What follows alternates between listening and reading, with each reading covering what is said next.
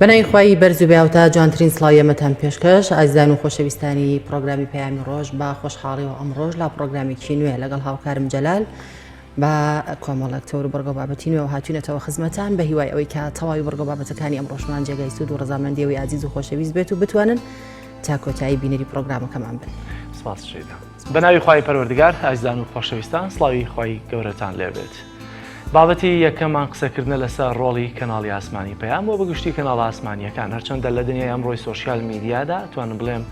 سۆشیال میدیا پانتایەکی بەرفراوانی لە گەیاندن داگیر کردووە، بەڵام ئایا دەبێت لە ئێستادا ڕۆڵی کەناڵ ئاسمانیەکان و بەتایبێت کەناڵی ئاسمانی پەیام کە ئەمڕۆ 14مین ساڵ یادیکردنەوەیەتی با بزانین ڕۆڵی چیە و چۆن دەبێت کە تەوەری یەکەمی بەرنامەکەمان دەبێت واروها تەوەری دووەمی دەچینە لای ئاهەنگێکی خنجیلانە کە بەڕێوەبەرەتی پەیام لە ناو بینای پەیامدا بۆ کارمەندەکان ئامادەیان کردووە. ئەم ئاهەنگە خنجیلانەتان بە هاوکارمان شوان بۆ ڕووماڵ دەکا کە ئەمە دوو تەوەری سەرەکی بەرنامەی ئەمڕۆی پەیامی ڕۆژ دەبێت. بەڵێ بەڕێزان لەگەڵ ئەم دوو تەوەرێشدا کۆمەڵێک بەرگە و بابەتی دیکەمان دەبێت وەک هەمیشەش سەرەتا دەچینە لای بەرگەی کەشوهەوە. فەرموون با پێکەوە بینەربین.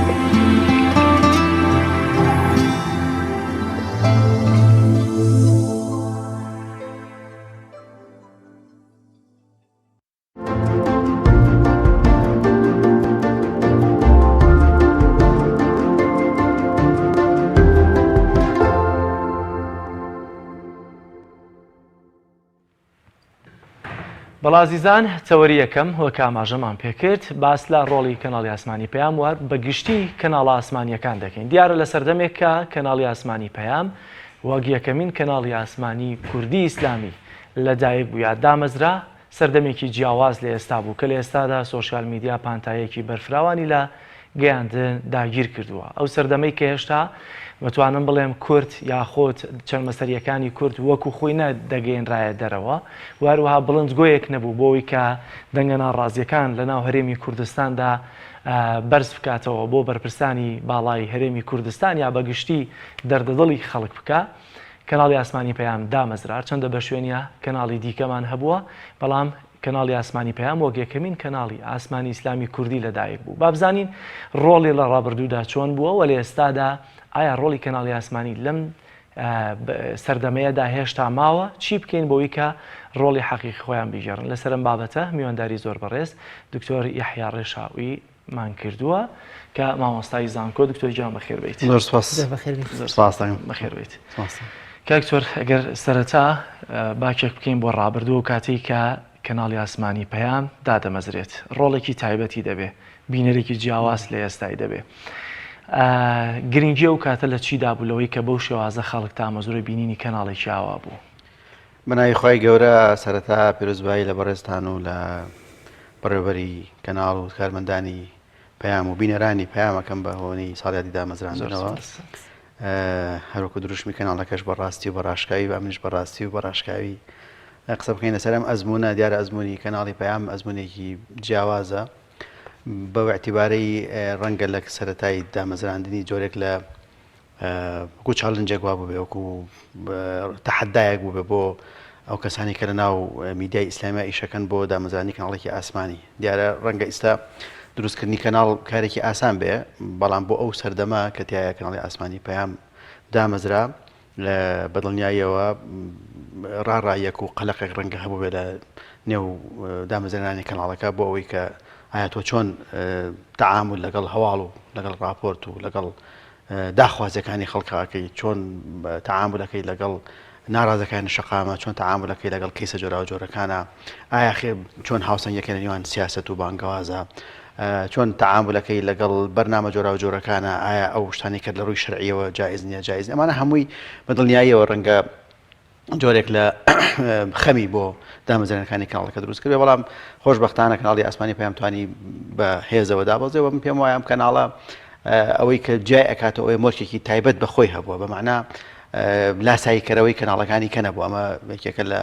جاکەرەوەکانی ئەزمموی میدیایی کە تۆ بتانی سیمایەکی تایبەت بەخۆتە بێ ینی کاتێک کە بینەر متابعەتەکە وا متابعەت ناکە کە تۆ تەنها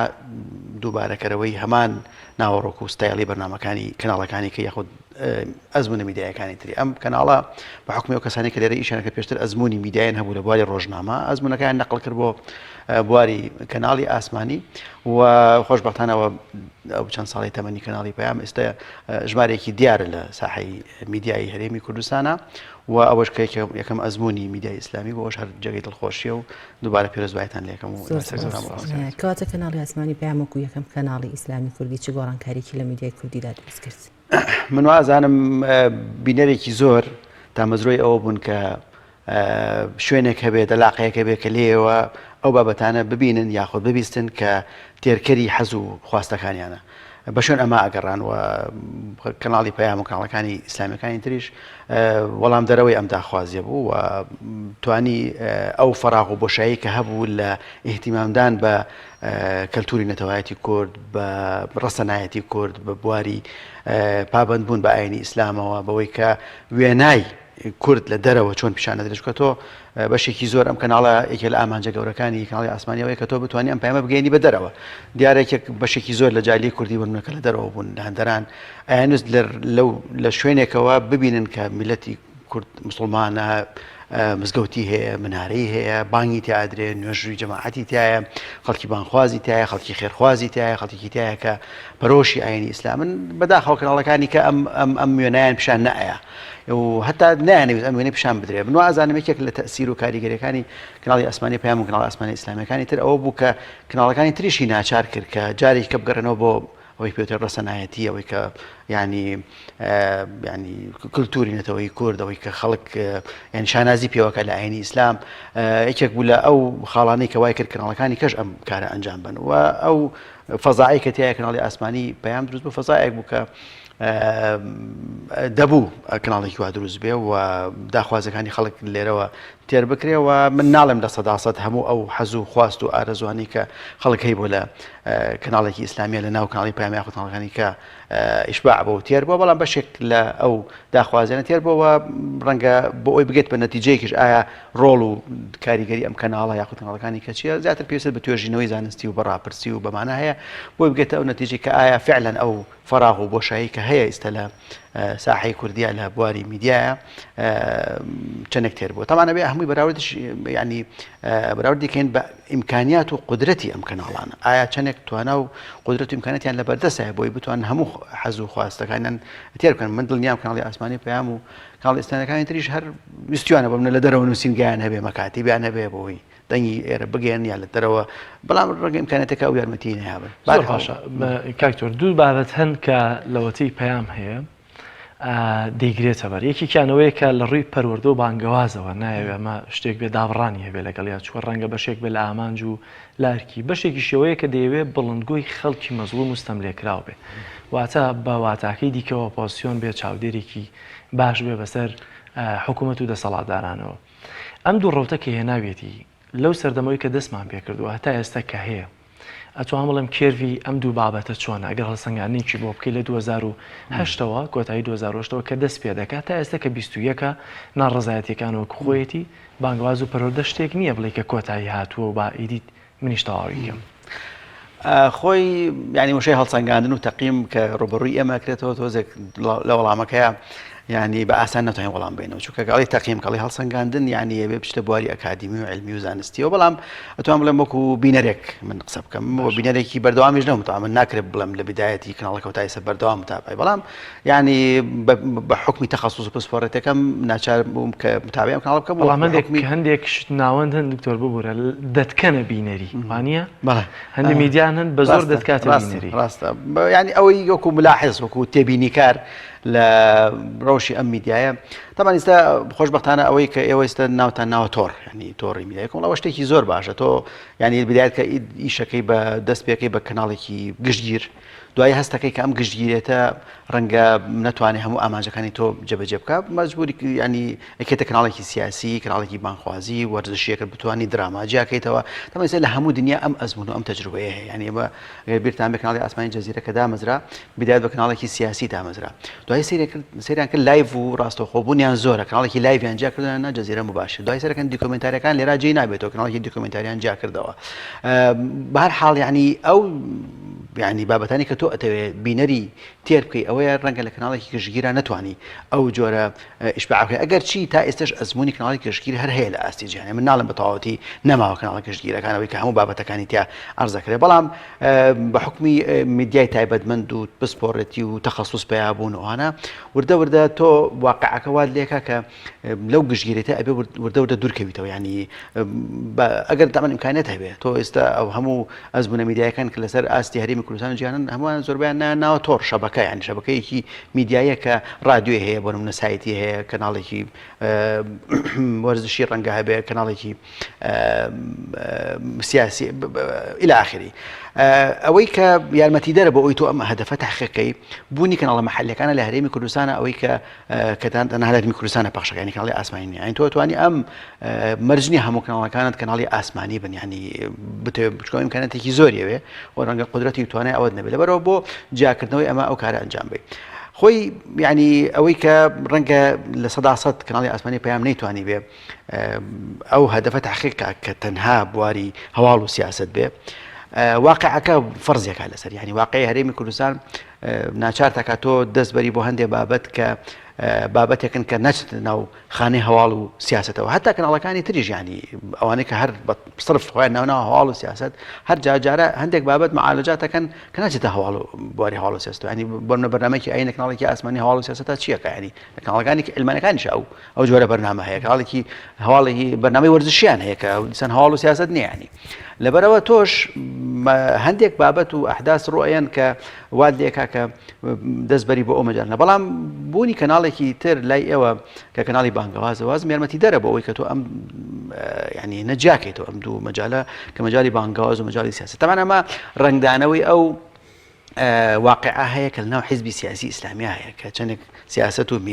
بانگەواز لە یەکتری جیاب کرێتەوە لێرەش لە میدیاکە جارێکە ڕەنگەیاتەوە کە تا ئێستا ینی بڵێن قیاداتی عالەمی ئیسلامی و لە هەرێمی کوردستانیشا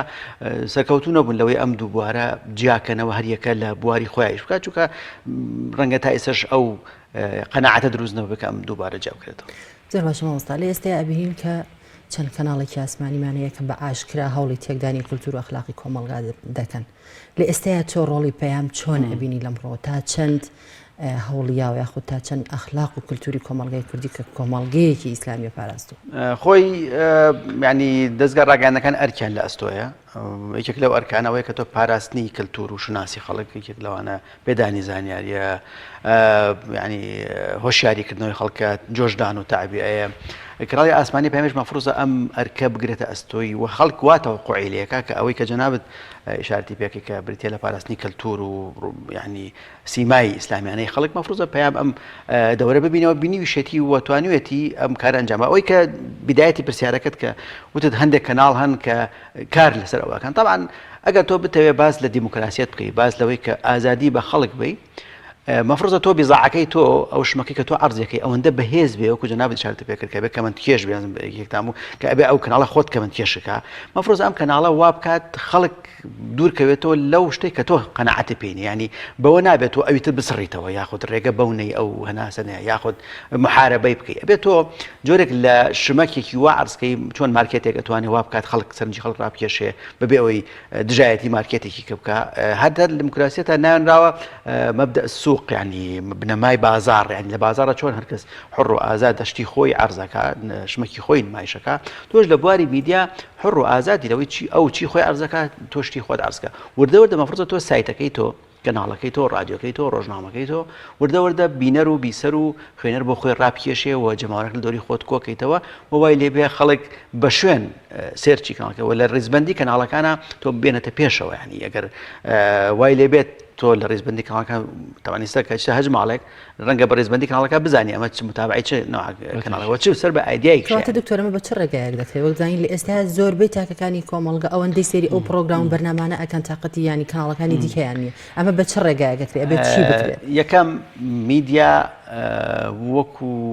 نهنگ وایە پارە ینی چۆن شت قوتێ ئەوە ئەوش بێ پارێکی ئیمکانێکی زۆری لە بەردەسابێت بیرەنەوتێکمانە بیرێنەوت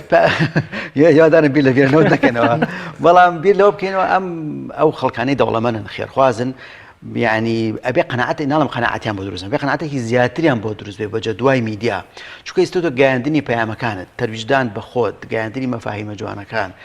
درسني كاريجري لسر خلق جاندني مبادئ وبنماكاني إسلام ودرس كنوي هوشياري هم ويل الرجاي ميديا واكر يعني استا هموان ميديا بكرين لسوشيال ميديا تو بيقرا لسايت كان لكن على أسماني للراديو يعني شوفيري تاكسي يقول لك شيء لنا منك يقول الراديو أقري لما لا كاباني مالك إيشكات شيء لە رادیۆگری و سری تەلەڤیزیۆنەکەیەکە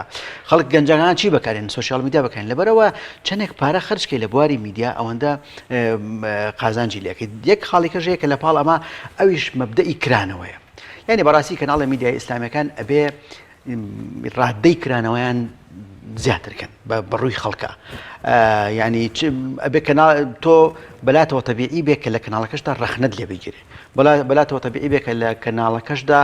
هەندێک بابەت باس کرێت کە ڕەنگە لەگەڵ مەبرمەکانی ئیسلامیشان نەگونجێت تۆ وەڵامی ئەمە بەرەوە ینی بەلاتەوە تەبیعی بێ یەک تەلەفۆن بکە و هەندێک شت بڵێ کە ڕەخنە بێت تەنانەت لە خودی ئاینی ئیسلام لە قورئانە هەمووی تۆمار کراوە ینی خوای گەورە ڕێئەیە بە شەیتان کە ڕەخنە ئەگرێ گلەیی هەیە ینی باسی هەندێک بابەتی حتا هەندێک بابەتی ینی هەستیار وەکو بابەتی سێکسی ئەوانە لە ناو بابەتی کەناڵی ئاسمانیا با عەرز کرێ باس کرێ ینی لەبەرەوە ئەم کرانەوە ئەم ئینفتاحە بەڕووی خەڵکە وای لێبێت خەڵک طبعا من یەکێک لەو خاڵانەی کە تۆماری ئەەکەم بۆ کەناڵی پەیام ئەوەیە نسبەتێک لە کرانەوەی هەیە بەڕووی خەڵکە ینی زۆر ناترسێ لەوەی کەسێکی عیلمانیە کەسێکی ینی پابەند نەبوو بە ئاینی ئیسلامەوە یا کەسێک کە دوور بێ لە ئایدۆلۆژیای ئیسلامیەوە لەناو کەناڵەکەی قسە بکە ئەمە شتێکی زۆر باش ینی ڕێژ چەندێک بتوانین ڕێژەی ئەمە زیادکەی ینی چەندێک بتوانی کەناڵەکەت نەبێتە کەناڵێکی نوخبە دەستە بژێر یعنی خۆت قسە بکەی بۆ خۆت ئەمە زۆر مەترسیدارە ینی هەر ئەندامەکانی خۆت متابعی کەناڵەکەی خۆت بکەن و خەڵکی تر لە ناو ئەم کەناڵە خۆی نەبینێتەوە ئەو بوونی ئیمکانیات وە کرانەوەی کەناڵەکە و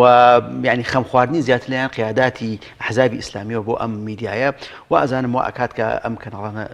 زیاتر گەشە بکەن و بینەریان زیاتر بێەوە متابعی زیاتر زۆر باشە کاک زۆر میدیا ئیسلامیەکان کەناڵە ئیسلامیەکان هەر نشستێکمان هەبێ هەر کەم و کورتیەکمان هەبێ دەیبینەوە بۆ نەبوونی بوجۆ پارەی باش وە کاماژت پێکرد ڕاستە پارەی باش دەتوانین باشترین ئیشی پێ بکەین لە میدیای هەرچەندە سەرفکەی زەرەر ناکەی بەڵام ئایا دەکرێت ئەو ئاستەی کە ئێستا هەمانە باشتری بکەین بە بێەوەی باز لە پارە بکەین منەڵێ مستحیلە یعنی تۆ وەکوایە بتێ بڵێ مەکتەبێکی ئەهلی دروستەکەم و مەسەن پارەم ناوێت ناکرێتەوە بێ پارەت هەبێ ئیدۆ مەکتەبێکی ئەهلی دروستکە ینی بتێ بڵێ من نەخۆشخانەیەک دروستەکەم و پارەم ناوێت ئینشاڵڵا هەڵ نەخۆشەکان چارەسەر بە ئینشاڵڵا شت ئەمیشە ناڕوە ینی تۆ میدیا لە هەموو دنیاوە یعنی ئێستا کەناڵە ئاسمانیە بەناوبانگەکان جەزیرە زانانی حکوومەت خۆی هاتوۆتە سەر خەت و خۆی خەرجیەکە حکوومەتی قەتەری چونکە ئەزانێ ئەمە ڕنگدانەوەی سیاسەتی قەتەریە لەسەر ئاستی جیهان BBC بە هەمان شێوە یعنی BBC تەلەڤیزیۆن BBC چۆن ڕابڕێەوە حکوومەت لەو تەلەڤیزیۆنێک کە خەڵکێک کرێت لە نیسبەتێک لەو باجەی کە ئەیەن زەریبەکەی داشکێنێەوە و درێ بە BBC بۆ BBC بەردەوام بێ بتوانێت گەشە بکەوە امکانێت لێ بەدەست بێ ئەو کەسێک کە دێتە ئەو کەناڵە لە ڕووی کافتریاوە لە ڕووی بودجەوە لە ڕووی ینی بەش تاوانە مەبەستم ئەوە نییە میدیاکار وای لێ تەنها بیری لای ئەوە بێ موچەکەی چەنە بەڵام بیرم لای ئەوەیە کە ئەبێ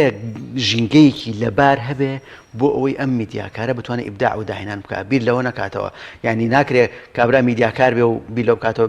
دوای داوامەکەی شۆفێری تەکسی بێ بۆ نمونە کە لەگەڵ ڕێزمە بۆ شۆفێرەکانی تەکسیان تەبیعیە مینەیەکی پیرۆزە مەبەستم ئەوەیە ئەبێ مێشکی لای ئەوە ئیبداع بکات داهێنان بکات و ئەم ژینگەی داهێنان و ئیبداع پێویستی بە ژینگەیەکی لەبارە طبعا هەمووشی هەر امکانەتی مادی نییە وەکو جەناب شارەتی پێگەر بەعزێکیشی ڕەبتی بە عەقڵ و بە داهێنان و ئێستا هەیە لە ناو هەرێمی کوردستانە یعنی ئەو کەناڵە مەحەلانە هەندێکیان بە دووسێ لاپتۆپ ڕۆن بڕێەوە ینی تەلەڤیزیۆنێکی داناوە طبعا بەڵام کەناڵی ئاسمانی جیاوازە پێویستی بە امکاناتی زیاتر یعنی تۆ بتوێت بڵێن نووسینگەیەک لە لەندەن دانی نووسینگەیەک لە داران دانی نووسینگەیەک لە تورکیادا ئەوانەکەمی پێویستن بۆ کەناڵی ئاسمانی ئایا پێویستت بە گرتنی شوقەیەک نییە پێویست بە امکانەتی مادی نییە بەشێکی ئەوەی کە ینی ئەو فەراغی کە کەناڵی ئاسمانی ئیسلامیەکان هەیەە لەو مەجالە ئەوەیە کە امکانێتەکە نییە کە تۆ بتوانی ئەو هەموو خەڵکە لێ پەیامنێر دەبێت نووسینگە دەبێت کامێرە دەبێت متابعی ئەحداث و ڕووداوە جۆراوجۆران بکەن بەڵام خەڵکانی تر ینی زۆر بە ئاسانی ئەم کارانە ئەنجامێن وەکو جناب بیرەنەوەتەکانیان لە بەردەسایە زۆر بە ئاسانی ئەتوانن ئەم کارانە ئەنجام بن کەواتە توانین بڵێن دکتۆر ببوورە ئەو کەناڵانی کە ئاوا بینەریان زۆر و ئەین جەماوەریان زۆر ئەمە هیچ زۆری ئیمکاناتیانە یاخود هیەوەیە کە عەقڵ و داهێنانێکی باشیانێ وەکو پێش ئەوەی ئەم بینەرە زۆریان بۆ دروست بێت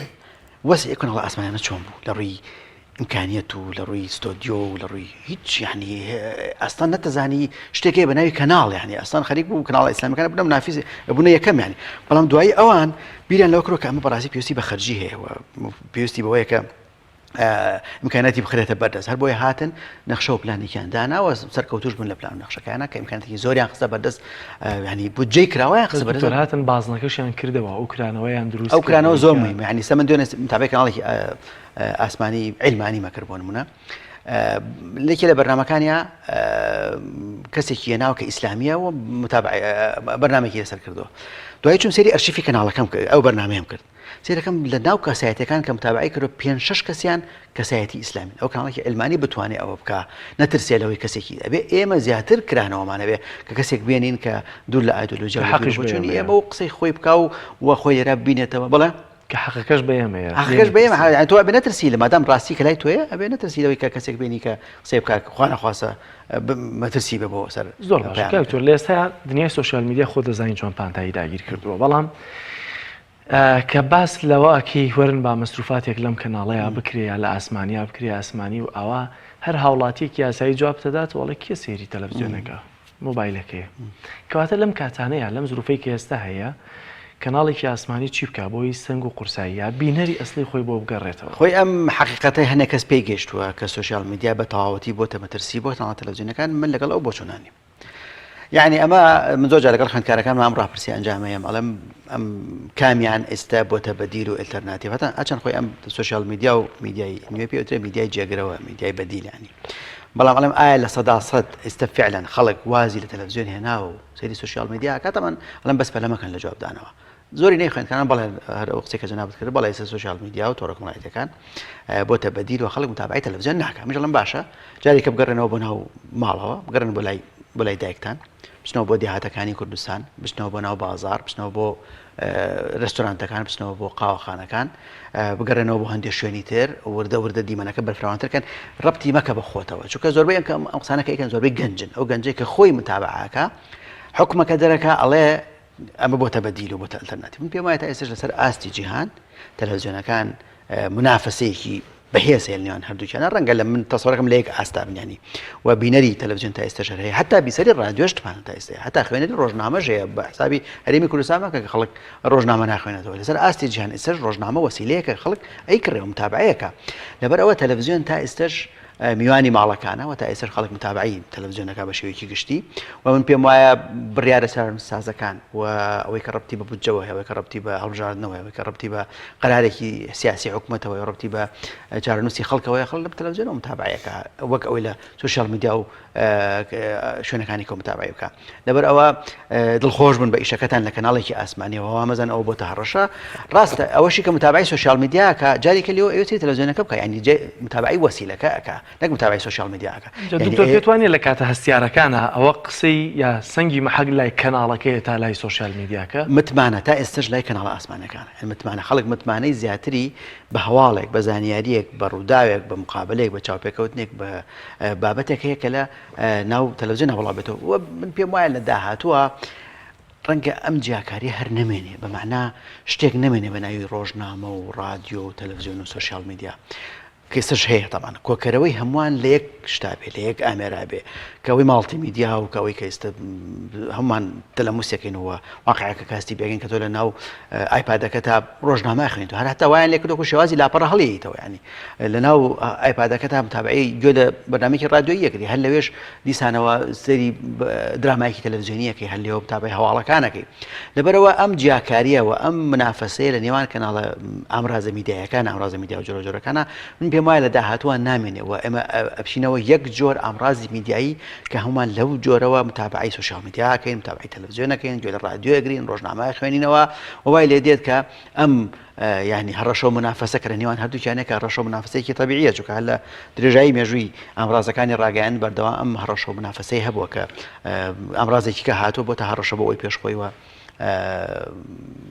ئێستش هەر واقعەکە کە هەستی پێکەین. زۆر باشە بۆ 14مین ساڵی یادی پێیام چیت هەیە لەوەی کە لە داهاتوودا بتوانێت بینەریەکەی زیاتر بکات. من پێم وایە ئیشی میدیا مهنة البحث عن المتاعب پیشەی گەڕان بە دوای سەرێشەدا تۆ بتەوێ پشوبەی بتوێ استراحەت بکەی میدیاکارێکی سەرکەوتو نابی بتەوێ وەکو خەڵکی کە بژی میدیاکارێکی سەر کەناڵی ئاسمانیش و دەستگای میدیایش بە هەمان شێوە ئەگەر بیەوێ ڕۆژە ڕۆژان پاڵ باتەوە استراحەت بکە سەرکەوتو نابێ بەردەوام تۆ لە شەو لە خۆنیابی بەردەوام لە نەخشەدانا نابی و بەردەوام گوێ لە ڕەخنەی خەڵک بگری ڕەخنەکان بە ڕۆحی ڕاضیەوە وەرگری و ئەو کەسێک کە ڕەخنەت لێگرێ وا سێری نەکەی کە ئەمە دژایەتی کەناڵەکەتەکە و پانتایی ڕای جیاواز زیاترکەی ئەوەی کە شعاری هەنە لە کەناڵ ئاسمانەکانە کە ڕاو ڕای جیاوازە زۆر شعارێکی جوانە هەیە کەناڵەکانیش بتوانێت ئەوەی کە ئێوەش ناوتانە ڕاستی و ڕاشکاوی کە ئەبێ فعلاً حقیقەت لێرە هەبێ و ڕاشکاوێتی هەبێ سەراحەت هەبێ ڕەخنە لە قیاداتی حیزب بگرێ بەلاتانەوە تەبیعی بێ ڕەخنە لە خودی ئاینی ئیسلام بگرێ بەلاتانەوە ئاسایی بێ مهمە بتوانێت ڕەت وەڵامی ئەمە بدرێتەوە وەڵامێکی مەنطقیانە وەڵامێکی علمیانە ئەمە وا ئەکات کە ئەو کەناڵە بێتە کەناڵێکی بینراوە زیاتر خەڵک متابعەکە و هیواسەکەتان بۆ خۆس. بەڵێ زۆر سپاس بۆ بەڕێز دکتۆری عومەر زۆر سپاس بۆ ئامادەبوون نست بەڵێ بینەرانی عزیز و خۆشەویست دەچینە لای ناوبڕێکی کورت و دواتر دەگەڕێنەوە لاچان و لەگەڵتان بەردەوام دەبین. تۆپ ئارت تاکە بریکاری تۆڕی میدیایی کۆمەڵ بۆ بەرهەمهێنان و بڵاوکردنەوەی ڕێکلام. یەکێک لە خواردنەکانی سفرەی کوردی برنجی ڕووبهەنارە خواردنێکی زۆر بەچێژ و بەتامە چەندی لێ بخۆی لی تێر ناخۆی برنجی ڕۆبەنار زۆر خۆشە خۆشترە بێت ئەگەر برنجەکەی برنجی مەحموود بێ برنجی مەحموود. کام شیر باشترینە بۆ کۆرپەکەم؟ شیری دایک باشترین و پارێزراوترین سەرچاوی خۆراکیە بۆ کۆرپەکەت بەڵام لە هەندێک باردا دایکان ناتوانن شیری خۆیان بدەن بە منداڵەکانیان بۆیە من پێشنیاری شیری کۆنفیلاک دەکەم وەکو تاکە جێگرەوەی شیری دایکان کە لەلایەن فۆنتێراوە بەرهەم دەهێنرێ کە شارەزایی زیاتر لە 50 ساڵیان هەیە لەو بوارەدا. ئایا کۆنفیلاک گونجاوە بۆ گەشەی کۆرپەکەم؟ بە دڵنیاییەوە کۆنفیلاک سەرجەم سەرچاوە گرنگەکانی خۆراکی تایە بۆ گەشەی سروشتی منداڵ و بەهێزبوونی ماسوولکە و چاو و ئێسک و گەشەکردنێکی ئاسایی مێشک. ئەتوانی نمونەیەکی تاقی بکەینەوە؟ بێگومان ئێوە دەتوانن نمونەی شیری کۆنفیلاک تاقی بکەنەوە و ئەنجامە سەرسوڕهێنەرەکانی ببینن. شیری کۆنفیلاک تاکە شیری جێگرەوە دوای شیری دایکان دەوڵەمەندە بە ئۆمیگا 3 ئاسن پۆلین و ڤیتامین و کانزاکان و سەرجەم سەرچاوە خۆراکی گرنگەکانی گەشەی کۆرپەلا. کۆنفیلاک یەکەم شیر دوای شیری دایک. کارگێ ئاوی سلێمانی تازەترین بەرهەمی خستە بازاڕەوە. کارگێ ئاوی سلێمانی بەهۆی کوالیتیە بەرزەکەی و ئاوە سازگەرەکەی یەکەمین کارگێ لە عێراقدا کە بەرهەمەکانی لە ئەوروپا و ئیمارات بەردەستن بۆنی کەمترین بڕی سۆدیۆم و نەبوونی نیترات لە ئاوی بەڕادی سلێمانی وای کردووە ببێتە خاوەنی حەوت بڕوانەمی جیهانی و نێودەوڵەتی. ئاوی بەڕادی سلێمانی دڵنیایی زیاتر تەندروستی باشتر. کارگەی ئاوی سلێمانی. تۆپ ئارت تاکە بریکاری تۆڕی میدیایی کۆمەڵ بۆ بەرهەمهێنان و بڵاوکردنەوەی ڕێکلام.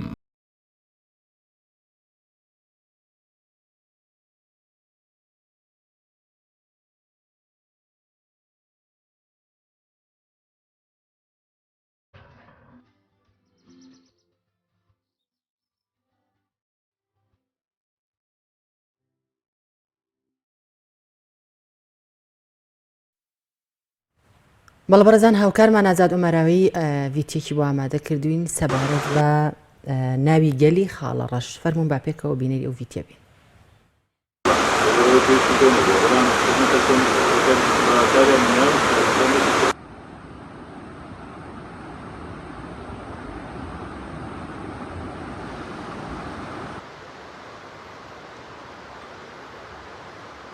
ئێرە گەری خارەڕەشە گەری خارەڕەش دەکەوێتە سەر پردی ڕوانزێ کە بە کاولۆکان ناسرایە بە گەڕشی پاشا گەورە لەوێ تقریبان چارەگەک 20 دقەق دوورە لەسەر جادەی ڕئیسی ئەو گەریە شوێنێکی گەشتیاریە دووش کەوتی لێنە بە ناوی خاڵەڕەش و هەروەها شوێنێکی لێ بە ناوی پردە بەردین کە لەو بەری ڕووباری ئەتوانین پەڕیە و بەری ڕووباری بەڵام ئێرە شوێنێکی گەشتیاریشە بەخۆی ئەگەر حکوومەتی هەرێم بێت و احتیمام پێ بداتن بەڕاستی داهاتەکە بی لە بۆ ئەو خەڵکەی چونکە ڕوانزە شوێنێکی گەشتیاریە لە تەلەفریکی بگرە و لە ڕوانزە و بێخارە و جوندیایە و شنگلبانێ و بێرۆیە و ئێرە چیوی لەوە کەمتر نییە مادام ئاوی هەیە دەبێت احتیمام پێ بدرێ هەورۆ یعنی کە ئاو هەوو یعنی ئاودانی ئاودانی بەڵام چیە احتیمامکی ئەوەی پێوە نەدەها احتیمام پێ نەدرێ ڕاستی خەڵک ئەو هەڵکە بە پیادە بێتەوە بین کە شوێنێکی خۆشە و پیاسە چێکاتە نووس ساعتێک لە بۆ جەو گۆڕنەشیوت کە دەچتەوە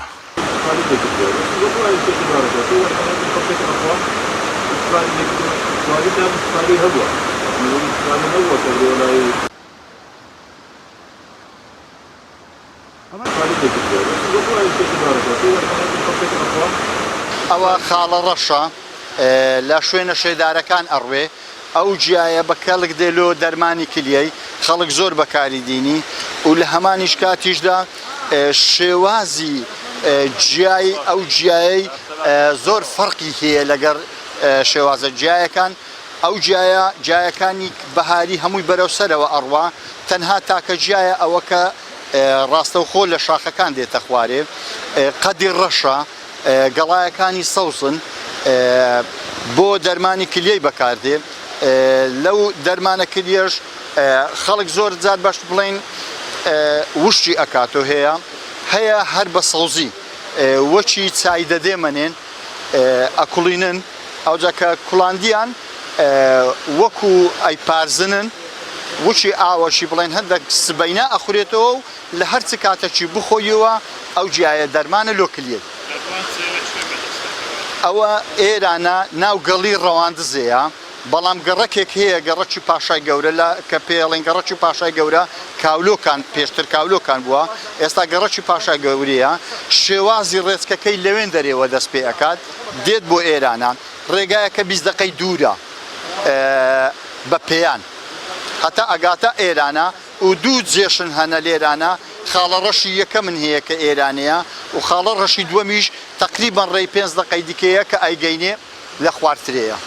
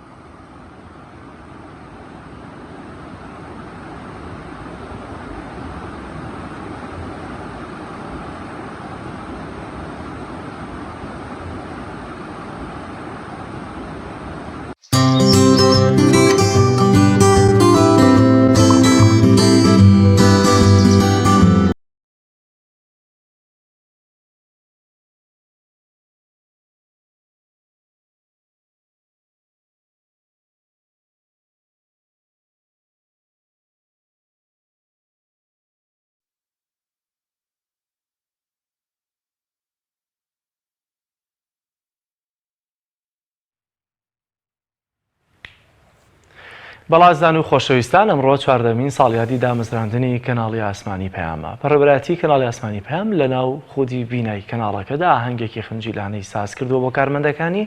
ڕاستەوخۆ دەچینە لای هاوکارمان شوان بۆی کە مەراسیمەکەمان بۆ بگوازێتەوە. شوان سڵاو لێبێت، فەرموو ئاهەنگە خنجیلانەکەی ساڵیادی دامەزراندنی کەناڵی ئاسمانی پەیامان بۆ بگوازەرەوە.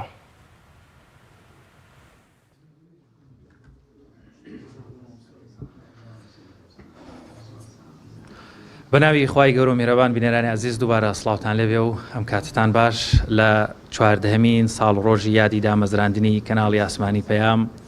وەک یەکەمین کەناڵی ئاسمانی ئیسلامی وەروەکو یەکەمین میدیایەکی هێزە ئیسلامیەکان لە هەرێمی کوردستان لە بارودۆخێکی هەستیار و ناسک و ناهەموار و قەیرانە لە خەونێکەوە لە خەیاڵێکەوە بۆ واقع وا 13 ساڵی تەمەنی بەڕێ کرد و ئەمڕۆژ لە 14هەمین ساڵیادی دامەزرانی کەناڵی ئاسمانی پەیام لە خزمەتتان ئابین بە خێراتنی میوانە بەڕێزەکانی ژەکەین لێرە لە دەستپێکی ساڵیادی دامەزراندنی کەناڵی ئاسمانی پەیام وێڕای بە خێراتنی هەرێکە لە بەڕێزان ئەندامانی ئەنجومەنی باڵای کۆمەڵی دادگەری و هەروەها بەڕێزان لە بەڕێوەبەرایەتی تۆڕی میدیایی کۆماڵ کارمەندان و ڕۆژنامەنووسان و میدیاکاران وێڕای دەستخۆشی و پیرۆزبایەکی گەرم لە خۆمان و لەوانەوە ئومێد دەکەین لە ڕابردوودا توانی بێتمان لەژێر دروشمی ڕاستی و ڕاشکاوی دەنگێکی ڕەسەن و هەروەها واقع بینانەی نێو و کۆمەلگای کوردی و داخ و خەم و مینەتەکانی کۆمەلگا بوو بین. بەڵایزان لە 14هەمین ساڵیادی دامەزراندنی کەناڵی ئاسمانی پەیام لە ڕاستەوخۆ لە ناوبینای کەناڵی ئاسمانی پەیام لەگەڵتان نابین بە یادکردنەوە و هەروەها مەراسیمێکی بچکۆلانە بە یادی دامەزراندنی کەناڵی ئاسمانی پەیام سەرەتاش پیرۆزباییەکمان بۆ هاتووە لەلایەن زۆر بەڕێز سەرۆکی کۆمەڵی دادگەری کوردستان جەنابی مامۆستا عەلی باپیر لێرە من پێشکەشی ئێوەی دەکەم کەوا بۆ ساڵیادی دامەزراندنی کەناڵی ئاسمانی پەیامی ناردووە. بسم الله الرحمن الرحیم. بەڕێزان بەڕێوبەر و ستافی تۆڕی میدیایی کۆمەڵ و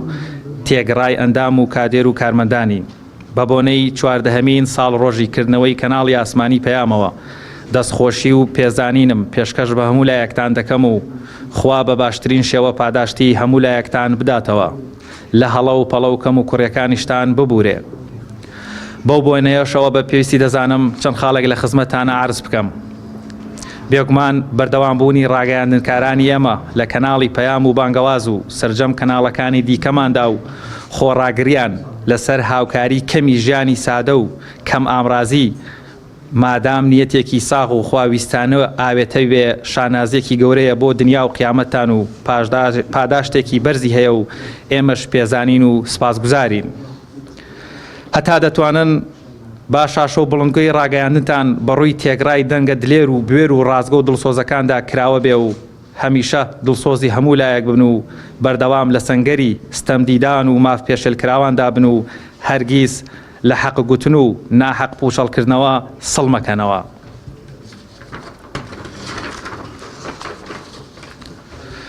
زۆر وریابن کە هەردەم لە ئاستی بەرزی ئیسلام و پەیامە خوایی و ئینسانیەکەی و پاک و بێوەینەکەی دابن لە ڕووی تعبیر و ڕەوشت و ئاکارتانەوە ڕێمەدەن هیچ وشە و تعبیرێکتان لێی دەربچێ و هیچ ڕەفتارێکتان لێ بپشکوێتەوە کە شایستەی ئیسلام و کۆمەڵ و شوێنکەوتوانی نەبێ. لە کۆتاییدا خوای میهرەبانی دادگەر بە بەزەیی بێسنووری خۆی توانا و دەسەڵاتی ڕەهای خۆی دەرویەکی خێر لە خەڵکی هەرێمی کوردستان و عێراقیش بکاتەوە و کۆتایی بەو هەموو نادادی و گەندەڵی و قۆڕخکاریە بهێنێ کە پشێوی هەموو لایەکی سوار کردووە و جگە لە ستەمکاران و قۆڕخکار و گەندەڵکار و وابەستە بە دابەستەکانیان هەموو لایەکی بێزار و مەینەتبار کردووە. برای دڵسۆستان مامۆستا عەلی باپیر سەرۆکی کۆمەڵی دادگەری کوردستان. بەڵێ بینەرانی ئازیز میوانانی بەڕێز ئەمە پەیامی بەڕێز جەنابی مامۆستا عەلی باپیر سەرۆکی کۆمەڵی دادگەری بوو. ئێستاکەش داوا لە بەڕێزان مامۆستان وەرسەنگاوی وەکو نوێنەری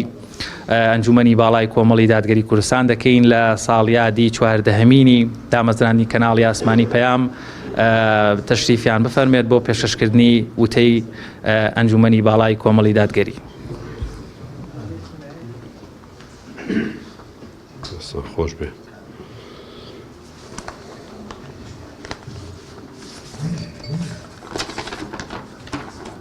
بەناوی خوای گەورە و میهرەبان بەڕێزان بەرپرس و ئەندامانی دەستەی بەڕێوەبردن و کارمەندانی تۆڕی میدیایی کۆمەڵ بەڕێزان بەرپرس و کارمەندانی کەناڵی ئاسمانی پەیام السلام عەلەیکوم وەڕەحمەتوڵڵاه. بە بۆنەی 14هەمین ساڵیادی دامەزراندنی کەناڵی ئاسمانی پەیام بە ناوی ئەنجومەنی باڵای کۆمەڵی دادگەری کوردستان جوانترین پیرۆزباییتان لێ دەکەین. دیارە کەناڵی ئاسمانی پەیام لە هەلومەرجێکی ناسک و تایبەتدا لە ساڵی 2008 دامەزرا. کۆمەڵێک ئاستەنگی گەورەی لە بەردەمدا بوو. بەڵام بە هەوڵی بەڕێوەبەر و کارمەندانی تێکۆشەری ئەم کەناڵە لەو کاتەدا و توانرا زاڵ بن بەسەر گرفتەکاندا و بە شێوەیەکی سەرکەوتوانە یەکەمین کەناڵی ئاسمانی کوردی دامەزرێنن لە هەرێمی کوردستان. ئەویش بە مەبەستی گەیاندنی ڕاستیەکان کەناڵی ئاسمانی پەیام فشاری زۆری لەسەر بوو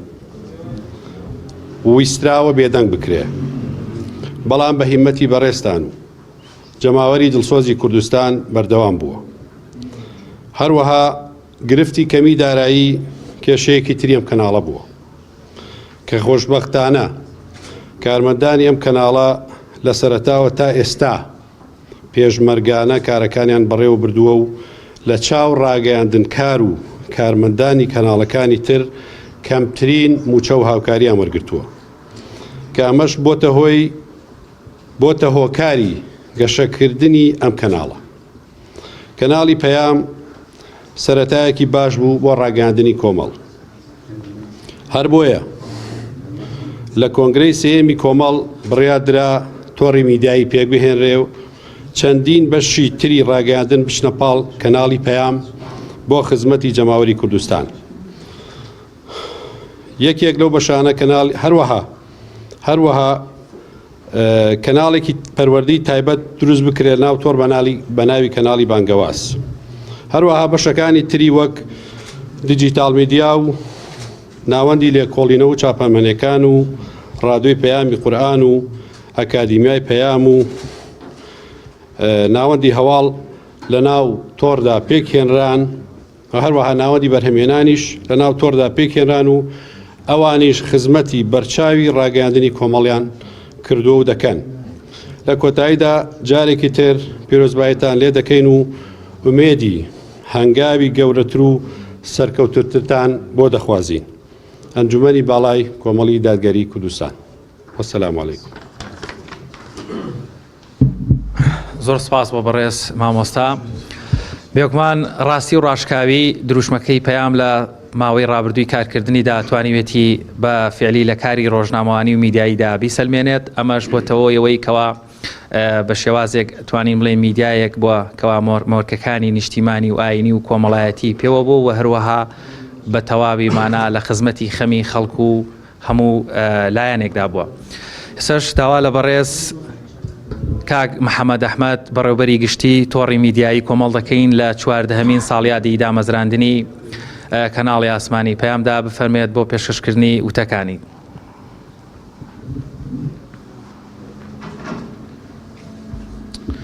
بسم الله الرحمن الرحیم. مامۆستایان لە ئەنجومەنی باڵای کۆمەڵی دادگەری کوردستان، تەواوی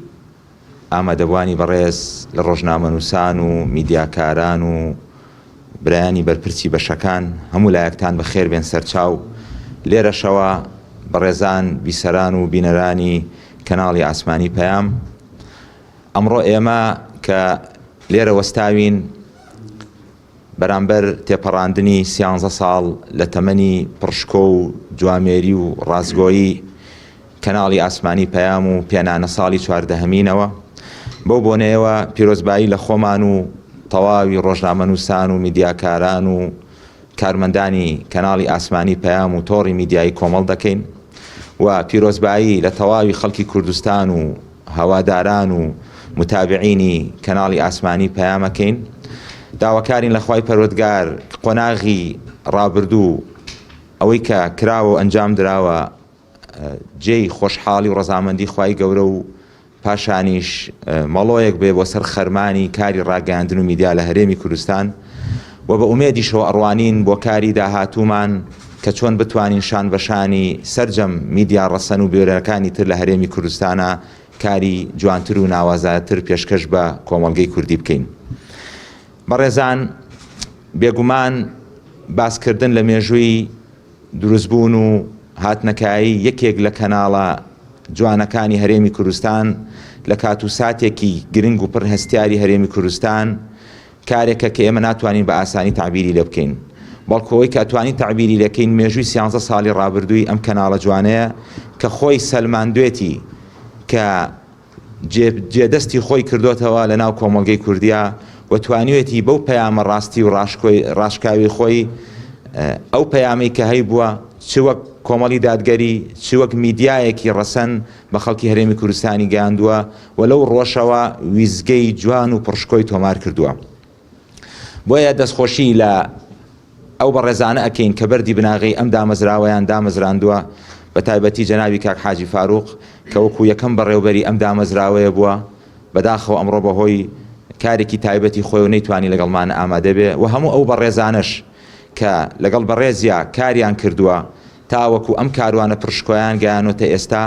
دەستخۆشی و سپاسیانەکەین چ ئەوانەی کە لەگەڵمانە ماون و بەردەوامن چ ئەوانەی لە قۆناغێک لە قۆناغەکانە لەم دامەزراوەیە نەماون و ئێستا لە شوێنی تر کارەکەن. بێگومان ئێمە لە کاری داهاتوومانە جەخ دەکەینەوە وەکو کەناڵی ئاسمانی پەیام و تۆڕی میدیایی کۆمەڵ لەسەر سیاسەتی نەچەسپاوی خۆمان ئەویش مانەوەیە لە بەرەی خەڵک وەکو استراتیجێکی سەرەکی ئەم دامەزراوە ئێمە کاری لەسەرەکەین مانەوەمانە لە بەرەی خەڵک و داکۆکی کارێکی سەرسەختی دەنگی ڕەسەن و ڕازگۆی شەقامە بین هەروەکو چۆن لە ڕابردووە کردومانە و بەردەوامە بین لەسەری و بەڵێن بە خەڵکی کوردستانە دەین چۆن لە ڕابردووە لە پاڵ ناڕەحەتی و ناسۆر و نادادیەکانە کەناڵی ئاسمانی پەیام و مایکەکەی و سەرجە میدیاکانی تۆڕی میدیایی کۆمەڵ حوزوریان هەبووە وەشان بەشانی ئەوان ئاوێنەیەکی ڕاستەقینەی بوێری و جوامێری خەڵکی هەرێمی کوردستان بووە بە هەمان شێوە ئێمە لەو بەرای ئەمێنینە و تەکیدی لێ ئەەکەین کە ڕازگۆیانە و پیشەیانە ئێمە دەنگی ڕاستەقینی ئەوانە بین لە ڕێگەی مایکەکانمانەوە و لەسەر شاشە و لە ڕاو گۆگرەکانیشمانە. تەکید دەستراتیجی خۆمانە تەکید لەسەر پارێزگاریکردن لە ڕەسەنایەتی کەلتوری کوردی و فەرهەنگی کوردیەکەین و تەکید لەسەر پەیامی ئاینداری و دینداری خۆمانەکەینەوە کە دوو چەمچی زۆر گرنگن و ڕەندانەوەی لە ناو ئەم مؤسسایە هەیە جەختی لەسەرەکەینەوە پارێزەرێکی و داکۆکیکەرێکی سەرسەخت ئەبین بۆ پاراستنی ئاینداری ئەم میلەتەی ئێمە و پارێزگاریکردن لە بەها جوانەکانی و ڕەسەنایەتی ئەم میلەتەی ئێمە و کارەکەین هەمومان بەیەکەوە بۆ ئەوەی جارێکی تر ئەم کۆمەڵگایی ئێمە بگەڕێنینەوە بۆ پەیامە جوانەکەی ئیسلام و بگەڕێنینەوە بۆ کەلتوری ڕەسەنی کوردەواری خۆمان کە لێەوە ئێمە ئەم کۆمەڵگەی ئێمە هەموو جوانیەکانی ڕابردووی لێرەوە بەخشیوە جارێکی تر ئێمە داکۆکی کەرەبین و هەوڵ ئەدەین ئەم بەها جوانانە ئەم قیمە جوانانە لە ناو کۆمەڵگەی کوردیا جارێکی تر بچەسپێنینەوە و هەروەها لە استراتیجی ئێمە پارێزگاریکردنە لە ئاسایشی کۆمەڵایەتی خەڵکی کوردستان وەکو میدیایەکی بەرپرس ئێمە مامەڵە لەگەڵ خەڵکی هەرێمی کوردستان ئاکەین. بە تەکید لە دنیای ئێستا و پێشکەوتو ئیسیایە میدیا زۆرن بە تایبەت لە هەرێمی کوردستانە بەداخەوە بەشێکی ئەم میدیایانە ئیش لەسەر ئەم بەهایانە نەکردووە و کاریان نەکردووە لەسەر ئاسایشی پاراستنی ئاسایشی کۆمەڵایەتی ئێمە جەخت دەکەینەوە وەکو میدیایەکی ڕەسەنی بەرپرس داکۆکی ئەەکەین لە پاراستنی ئاسایشی کۆمەڵایەتی هەرێمی کوردستان و هەنگاوێک نانین و کارێک ناکەین کە و هەڵوێستێک نانوێنین کە ئەم چەمکە گرنگە لە ناو هەرێمی کوردستانە بخاتە ژێر پرسیارەوە بە واتای ئەوەی دەنگی ڕاستەقینە ئەبین و ئەیگەێنین بەڵام پارێزگاریش لەم بەها و قیەم و بەها باڵایانی خۆمانەکەینەوە. دووبارە من پیرۆزبایی لە خەڵکی کوردستان و تەواوی بیسەران و بینەرانی کەناڵی ئاسمانی پەیام و سەرجەم کەناڵەکانی تری تۆڕی میدیایی یەکەم بە بۆنەی تێپەڕبوونی 13 ساڵ بەسەر ڕاگەاندنی کەناڵی ئاسمانی پەیام و پێنانە ساڵی 14 و دەستخۆشی لە تەواوی کارمەندان و میدیاکاران و ڕۆژنامە نووسانی ئەم دامەزراوەیە دەکەین و پشتیوانین بۆ هەموو دامەزراوە ڕەسەنەکانی تری هەرێمی کوردستان و جەخت لەسەر کاری پێکەوەی خۆمانەکەینەوە پشت بەخوای گەورە بە هاوکاری هەموو لایەک هەوڵەدەین لە قۆناغی داهاتووە کاری باشتر و جوانتر بەیەکەوە ئەنجام دەین. دووبارە سپاستانەکەین و وەسەلام عەلەیکوم وەڕەحمەتوڵڵی وبەڕەکاتوه. دەستەکان خۆش بێ کاک محەممەد. لە ساڵیادی دامەزراندنی کەناڵی ئاسمانی پەیام سەرۆکایەتی هەرێمی کوردستان چەپکە گوڵی ڕێز و هەروەها پەیامی پیرۆزبایی بۆ تۆڕی میدیایی کۆمەڵ ناردووە لەژێر دروشمی بەرەو میدیایەکی نیشتیمانی پیشەی ئازاد و بەرپرسیار و ڕاستدوێژ ساڵیاتان پیرۆز بە هیوای گەشە و پێشکەوتنی بەردەوام سەرۆکایەتی هەرێمی کوردستان. وەڵایزان دیارە تۆڕی میدیایی کۆماڵ لەو ماوەی ڕابردووی 13 ساڵی کارکردنی و هەروەها پێخستنە ناو 14هەمین ساڵیادی کارکردنیەوە هاوکارانمان لە تۆڕی میدیایی کۆمەڵ کێکێکیان ئامادە کردو بە بۆنەی یادکردنەوەی دامەزراندنی کەناڵی ئاسمانی پەیام و دیارە تەواوی ڕۆژنامە نووسان و کارمەندان و میدیاکاران لە ناو تۆڕەکە بەبێ جیاوازی لە سەرجەم نووسینگە و هەروەها شار و شارۆچکەکان ماندوون هەمووشیان شایانی ئەوە و هەروەها شایستە بەوەن کەوا کێکەکە ببڕن. بەڵام هاوکارانم دیارە لە ناویانە کاک حاجی سالم تۆفیقیان هەڵبژاردووەکەوە وەکو مەیل و ڕیش سپیەک بێت کێکەکەمان بۆ ببڕێت وەکو ساڵیادی دامەزانی کەناڵی ئاسمانی پەیام.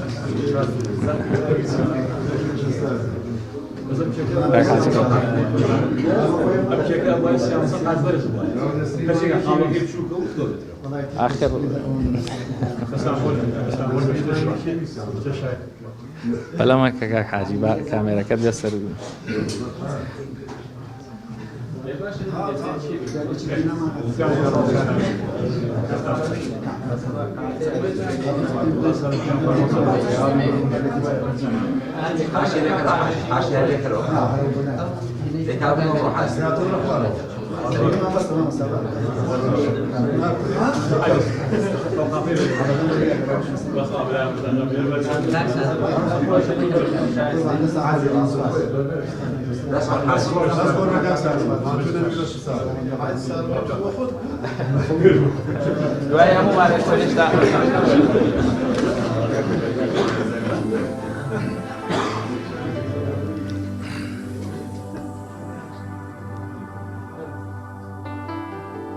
بڵێ دەستخۆش بۆ کاک حاجی بەزەرکێکیشی بۆ خۆی برد نازان دوایی بەش بێمەشیە بڕین. بەڵای زان دیارە کەناڵی ئاسمانی پەیام وەک کەناڵێکی میدیایی هەواڵی لە تەواوی کار و چالاکیەکانی نێو هەرێمی کوردستان ڕۆڵێکی کاریگەر و گرنگی بینیوە بە شایەدی تەواوی چالاکەوانان و چاودێران و هەروە مامۆستایانی زانکۆ ئەکادیمیان شایەدیەوەیان بۆ کەناڵی ئاسمانی پەیام دا وەکو کەناڵێکی نیشتیمانی خەمخۆر لە خەمی خەم لێخوراوان و ڕۆها زڵم لێکراوان بە دیاریکراویش لە کۆتا چالاکی ڕۆژنامە نووسان و میدیاکارانی تۆڕی میدیایی کۆمەڵ و تەلەڤیزیۆنی پەیام لە ڕووماڵکردنی دەنگی ناڕازی وەروە داوای ڕەوای خۆپیشاندەران لە خوێندکارانی زانکۆی سلێمانی بەشێک لە ڕۆژنامە نووسانی تۆڕی میدیایی کۆمەڵ لە کاتی ڕووماڵکردنی خۆپیشاندانەکانە لەلایەن هێزە ئەمنیەکانەوە بەداخەوە بە گازی فرمێژڕێشک و هەروە بەشێک لە ئازیەت و ئازاردان لە ڕێی فیزیکی و جەستەیەوە بریندارکران وەروە باری تەندروستیان تێکچوو. تۆڕی میدیایی کۆمەڵ بە نوێنەرایەتی تەواوی ڕۆژنامە نووسانی و هەروەها پەیامنێرەکانی لە سەردەم شار و شارۆچکەکان کە بێگومان هەمویان جێگەی ڕێز و خۆشەویستین بە نوێنەرایەتی هەمویان لێرە کۆمەڵێک خەڵات و ڕێزلێنان بە کۆمەڵێک لەو ڕۆژنامە نووس و هەروەها میدیاکارانە دەبەخشێت کەوا بە دیاریکراوی لە کۆتا چالاکی خۆپیشاندانەکانی خوێندکارانی زانکۆی سلێمانی کە ڕۆڵیان بین و هەروەها لە ڕووی جەستەییشەوە زامارکران. بڵێ هەرێکە لە ڕۆژنامە نووس و پەیامنێرمان لە شاری سلێمانی کاک ڕامیار عوسمان و هەروەها کاک نەوزاد ئەحمەدی کامێرامانی کەوا دوو لەو میدیاکارە و ڕۆژنامە نووسانەی کەناڵی ئاسمانی پەیام بوون لە چالاکیەکانە بەرکەوتوو بوون و هەروە زامار بوون. داوا لە بەڕێز مامۆستا محەممەد دەکەین تەشریفیان فەرمێ بە پێدانی ئەو خەڵات و ڕێزلێنانە بەو ڕۆژنامە نووسانە.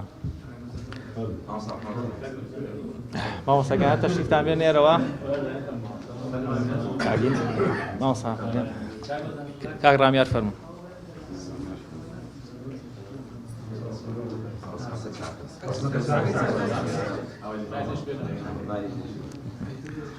هیچ پەلە مەکەم بەئیسرا.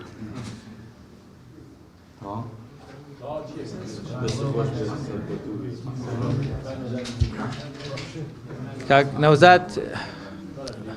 ڕێژسپی ڕاستەقینەی پەیام.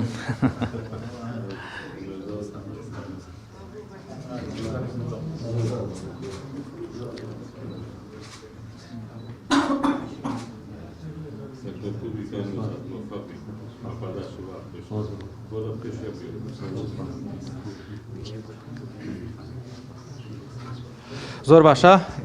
هەریەک لە بەڕێزان کاک ئیدریس محەممەد کە لێرە بێت ئیدریس محەممەد ماوەستا عیرفان بە نوێرایەتی باش ماوەسانوەر بەڵێ ماوەسا محەممەد گەسکان خۆش بێ ماوەسانوەر تەشریفیان هەبێت بۆ ماوەستایر ئەگەر بێت ئێرەوە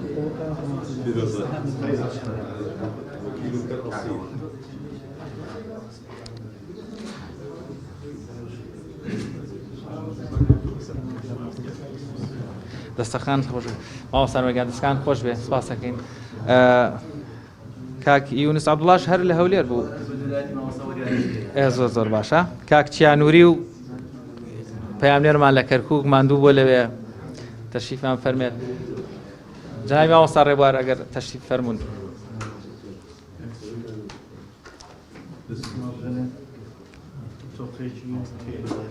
مامۆستای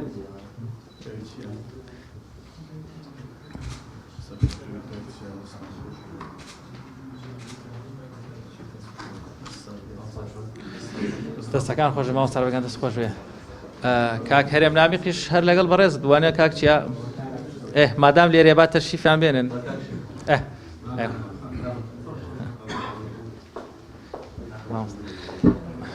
وڵا هەر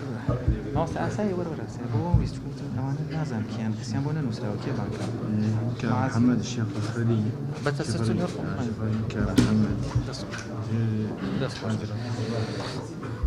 کاک معاز ئی کامێرامان کاک شێخگیان تەشریفتان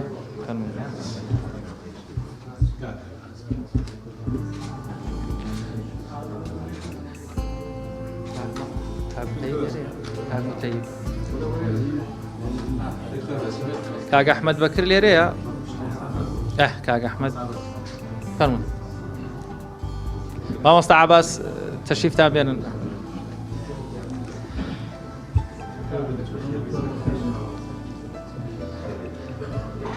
سالم نامیق سالم نامیق لێرێنە تاوی هەولێرە بەڵێ کاک سالم نامیق ئەوەی کرد بەڵێ کاک سالم یان تەشریفتان بێنن مامۆستا تەواو لا تمام بس هنا أهم شيء متابع أحمد بكر أهم شيء عبد الله قهار نوزار حسين عبد الله قهار ليري ولا كاك نوزار حسين كاك نوزار كان تشريف تاع ليري بن كاك محمد كاك حاجي كاك حاجي الرفيق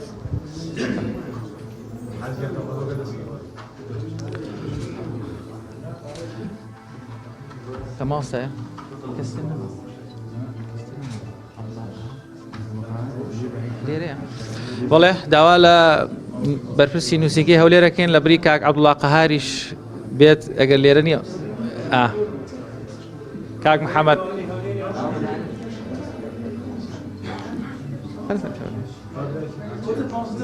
إيه بقى ما وصل جمال بيت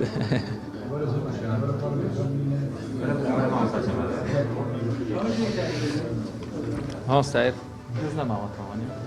وزارة السلام الله احنا بس مطيب كل شيء شو هاي اسمه مطيب كاك محمد بدر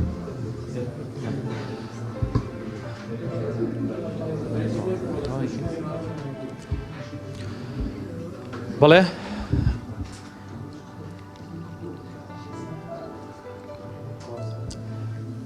بەڵێ بینەرانی عزیز میوانانی عزیزی لێرە برایان لە ئەنجومەنی باڵای کۆمەڵی دادگەری کوردستان و هەروە ڕۆژنامەنووس و میدیاکار و کارمەندانی بەڕێز لە تۆڕی میدیایی کۆمەڵ و هەروە بەڕێزان بەڕێوەری گشتی تۆڕی میدیایی کۆمەڵ و ئەندامی ستافی بەڕێوەبەرانی تۆڕ دووبارە لێرەوە هەم پیرۆزبایی لێەوە لە خۆشمانەکەین ماندوو نەبن ئەمڕۆ زێتان کێشا لە 14هەمین ساڵیادی دامەزراندی کەناڵی ئاسمانی پێیام لەگەڵمان بەشدار بوون هیوادارین هەموو لایەک لەش ساغ و تەندروباش و ئاسوودە و کامەران بن و منیش بەندا بە نوێنەرایەتی تۆڕی میدیایی کۆمەڵ لێرەوە پێتان ڕادەگەێنین ئیشەڵا تا لە ژیانە بمێنین و تا پەیام بەردەوام بێت دەنگی ڕاستەقینەی نێ و کۆمەلگای کوردی و بە گیانێکی نیشتیمانی و هەروەها لە چوارچێوەی پرەنسیپە ئاینیەکانە بەرگری لە مافەڕەواکانی هاونیشتیمانیانمان دەکەین. دووبارە دەستخۆشی بۆ ئێوەش دەگەڕێمەوە لای هاوکارانمان لە ستۆدیۆ لە پەیامی ڕۆژ. بەڵازدان زۆر سپاس بۆ هاوکارمان شوان و شوان لە تۆش پیرۆز بێت 14مین ساڵیادی دامەزراندنی پەیام وهروەها لە تەواوی بینەرانی عزیز و هاوکارانمان لەگەڵ ڕۆژنامەنووسان لە ناو کەناڵی ئاسمانی پەیامە بۆ هیوایی کە بتوانین لە ئەمڕۆ بەدواوە زیاتر و زیاتر خزمەت با بینەرانمان بکەین و ئەوەشی کە لە ڕابردوودا کردومانە لە هەموو کەم و کورتیەکمان ببورن. هیوادانی خوای گەوری ئیشاڵڵا بیخاتە بەر ئەجرێک بۆ قیامەتمان بۆ هەمومان چونکەوانەمان کە لە ناو پەیامە خزمەتمان کردووە بە هەمومانەوە دڵنیام ئەگەر بەشێکی لە بەربژێوی ژیان بوو بێ بەشێکی زۆری لەبەرەوە مەبدا جوان و پاکەی بووە کە پەیام هەیەی بۆ وەکو سەنگەرێک بۆ بەرگریکردن لە ستەم لێکراوان لە هەرێمی کوردستان واروەها مینبەرێک بووە بۆ پەروەردە و بانگەواز لە بۆ ئاینی پیرۆزی ئیسلام. دووبارە سپاس دەکەین شوانە سپاس بۆی کە لەگەڵمانە بوویت. بەڵە بەرەزان دەچینە لای راپۆرتێک کە هاوکارمان ڕامیار عوسمان بۆ ئامادەکردین سەبارەت بە پێشگوێخستنی بەخشینی کولتوری کتێب بە خوێندکاران. فەرموون بە پێکەوە بینەربین. کللتوری چاکە و بەخشین لە کۆمەڵگەی کوردی مێژوویەکی دێرینی هەیە بە تایبەت لای کەسانی موسڵمان خێر و چاکەکردن و هاوکاریکردنی کەسانی کەم دەرامەت لە پێناو خوددا گرنگی زۆری هەیە. مامۆستایانی ئاینی دەڵێن لەم قەیرانی داراییەدا یەکێک لەو خێر و سەدەقانەی پشتگوێ خراوە بەخشینی کتێبە بە تایبەت بە قوتابیان و خوێنکاران. سەدان قوتابی خوێنکار هەیە باری داراییان لاوازە. خێرخواز و چاکەکاران دەبێت ئەویان لەبیر بێت بەخشینی کتێبیش هاوشێوەی خێر و چاکەکانی دیکە گرینگە و پێویستە پشتگوێ نەخرێت. دیارۆک چۆن پێشەنگە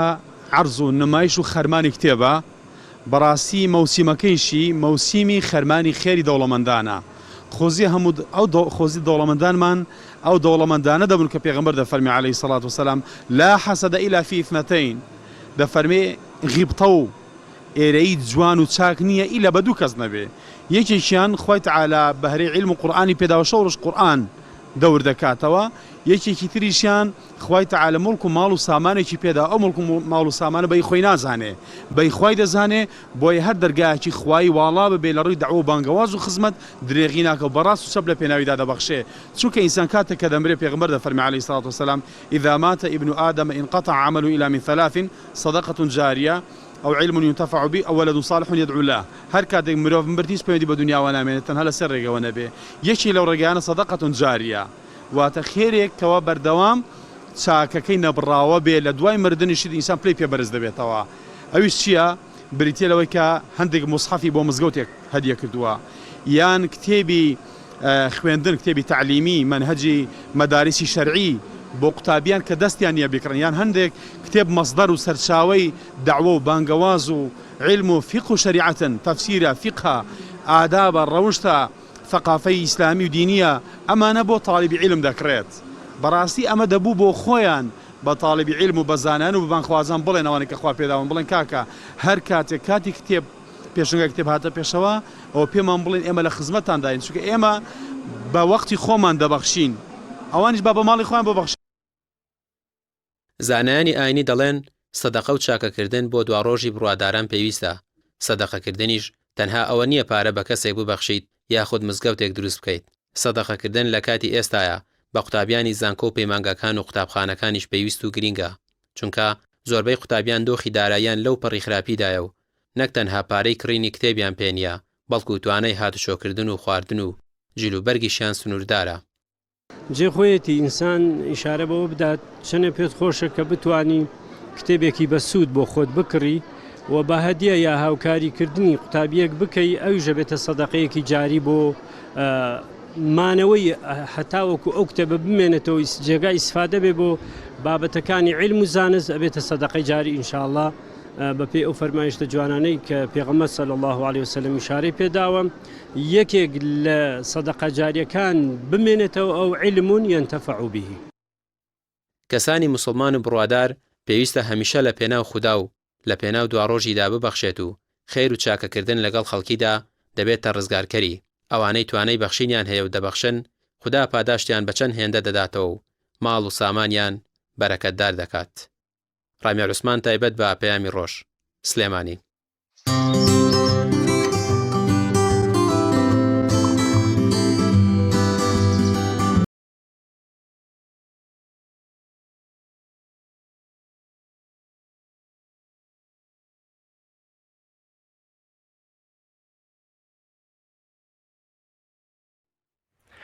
ساڵی ڕابردوو ساڵێکی وشکە ساڵی بوو. ئەم ساڵیش وەکەوەی کە دیارە چەندە بارانێکمان هەبووە، بەڵام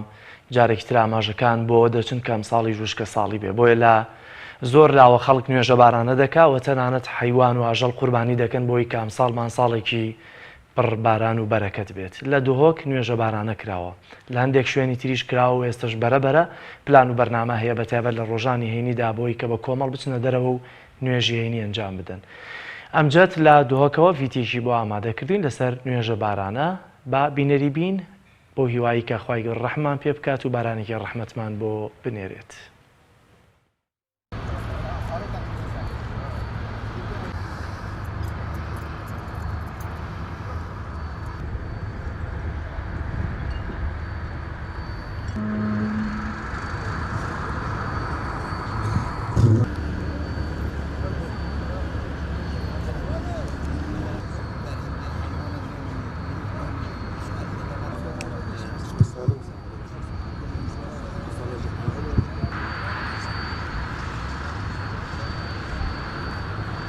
وقلت استغفروا ربكم إنه كان غفارا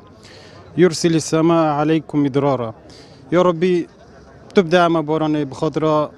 نوفيت خو، بخاطر كرم خو، بخاطر رحمة خو، عم بشرين عم ضعيفين ما تشهزوا قواتنين. يا ربي تبدأ ما بخاطر بلنده يا خو. إن شاء الله رب العالمين مام رحمه بما بدأ بركة خوش عديرانة كات خد خيرها ومنبي سيد خد دين إسلامة تبصر بخيت وحشت إيمان فسخ معهم يا بكات رب العالمين رحمه بما بدأ ملك خو خراب نشت أم نحتاج رب خوينا الدنيا وآخرته ما شب قوتنا يوم الرحمة ويا أم دعاء خوش رب خوتين أو رحمه معهم يا ببدر جهة رحمه بما بكات كون يطاب بما زاد كات بركة خوش عديرانة كات دخلوا ضون ما بينيت حيوانات ما بجه بينيت دعاء ما بجه بينين ما هي بيش خدها هي رب العالمين سرحتها كي بيختنا بينها همي بصرمانها اشتي دست خداني أسألك الله أكبر دعاء استفتاحي وجهت وجهي وأن سبحانك اللهم الله أكبر. إنا لما طغى الماء حملناكم في الجارية فهي يومئذ واهية والملك على أرجائها سمع الله لمن حمده. الله أكبر.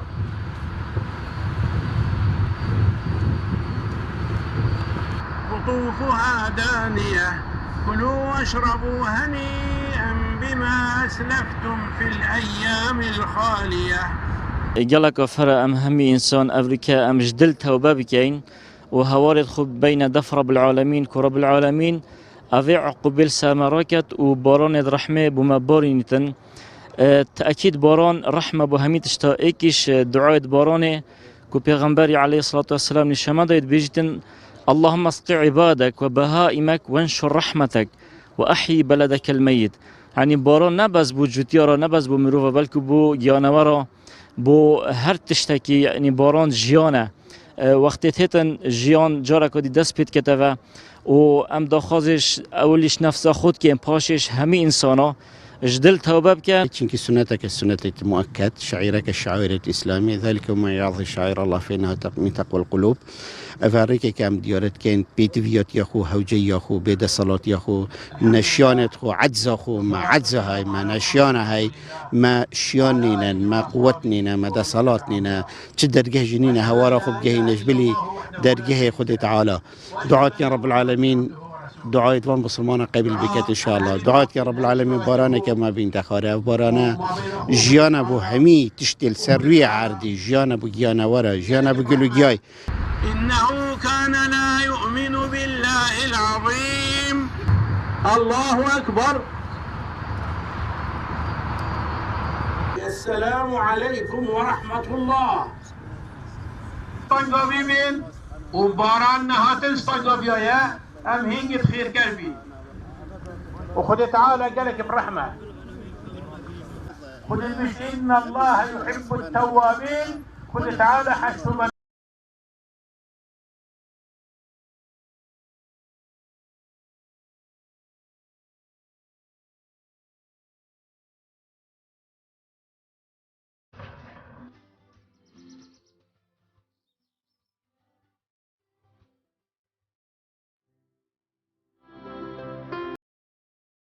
بەم شێوازە بە کۆتاگەیشت تا پرۆگرامێکی دیکە بەخوای گەورەتان ئەسپێرین خواتان لەگەڵ خواتان لەگەڵ.